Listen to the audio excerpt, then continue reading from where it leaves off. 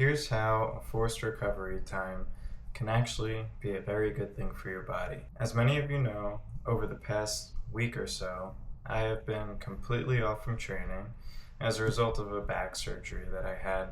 And the recommendation from my doctor was that I don't do any intense training for the next 2 weeks. So I've basically been doing absolutely nothing other than rest. And here's how that has had a major impact on my body, and how a period like this can actually be exactly what you need to kickstart your next training cycle. At the end of this video, I'm also going to go into a few supplements that you can take to further boost the benefits of a period like this.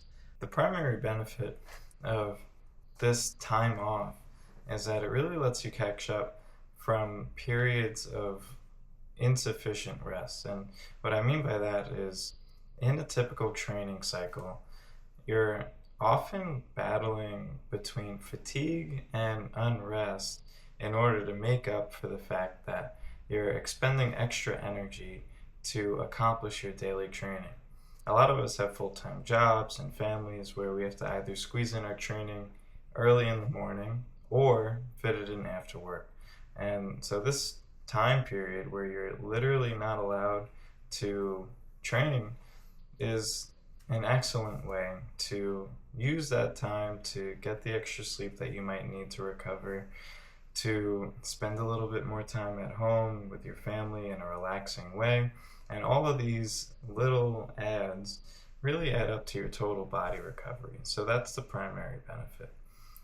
A second benefit is that it gives your body a chance to heal some of those minor training pains that aren't bad enough to completely put you out of your training, but are bad enough that you feel some kind of tweaking or discomfort throughout your whole training cycle. I personally tend to accrue these training pains, or training debt as I like to call it, in my calves and my hips, sometimes my knees, and there'll be long periods of like weeks to months where different sections of my legs and my body might be bothering me at a time. And so what I'm finding in this past week or so is that a lot of those pains are starting to really go away, especially again with the supplements that I'll bring up at the end that I'm personally using to enhance this recovery period.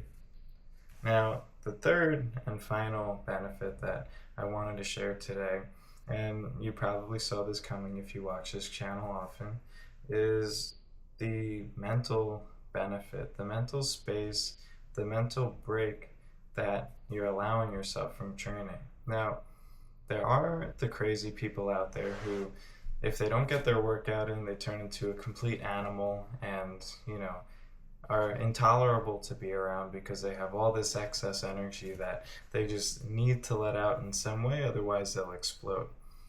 I personally am not like that, and I do not know that many people who are in fact like that, who wouldn't benefit from a little bit of mental space from their sport of choice.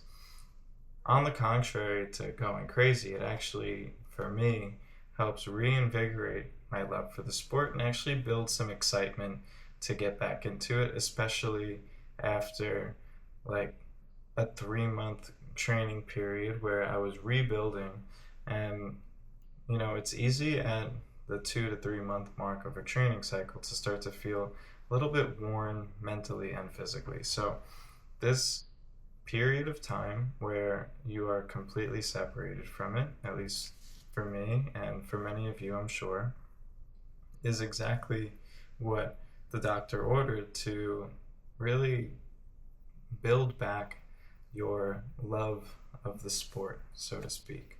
Now, all of these benefits are completely perfect on their own, but what I found has been a massive benefit in my own life, specifically for points 1 and 2, for the insufficient rest and for the training pains that tend to accrue over long-term periods of training, is the first supplement I've been taking, and really did just start this at my break point. So I think if I had my surgery not this past Friday, the Friday before, today's Monday, by the way, Monday the 2nd. So about a week and a half ago, I had the surgery. 3 days after that, I started taking creatine monohydrate.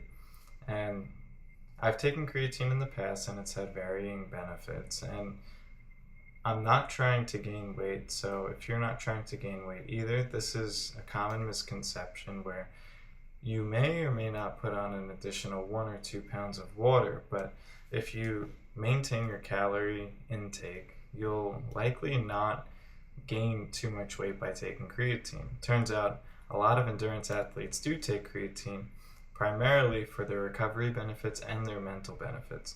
So what I've been noticing personally since taking creatine is my muscles feel a lot more full, especially my leg muscles and my glutes. So what I've been dealing with over the past, I want to say 10 months, throughout this whole last training block, and even now in a residual way, is a sciatic nerve pain. And the primary cause of the sciatic nerve pain, I understand, is a weakness in the glute med and a tightness in the hips, specifically the psoas and the iliacus.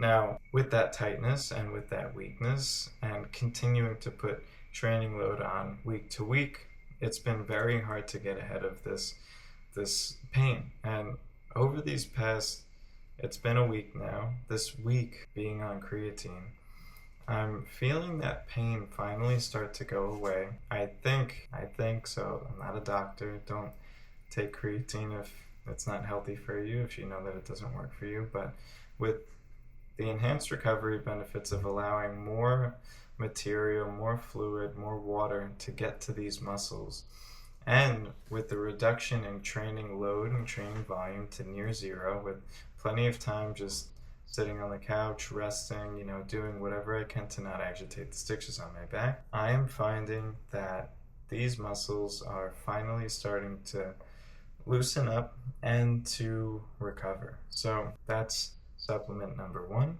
Supplement number 2 to enhance this recovery benefit is a very good high quality electrolyte supplement. The electrolyte supplement that I am taking, both electrolyte and creatine supplement, are from Raw Nutrition, who I am an affiliate for and whose affiliate link is in my bio. But actually right now they're still going on their Black Friday deal where everything on their website is 50% off.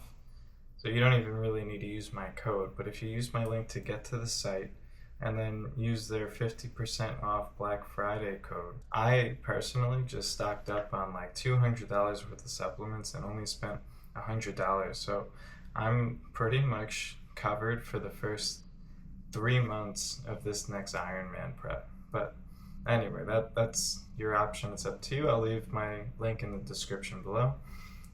But these electrolytes, if you don't use these electrolytes and you have your own brand that you like Element, like Noon,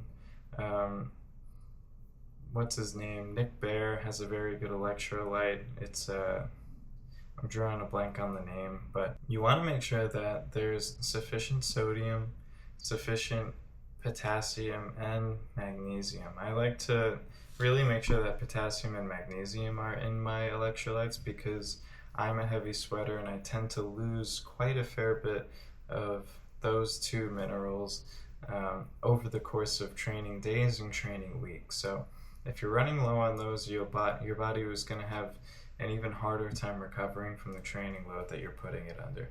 But those are the 2 supplements that I've been finding greatly enhance recovery, especially if you're stuck like me in a period of forced recovery where you can't do anything for 1 to 2 weeks.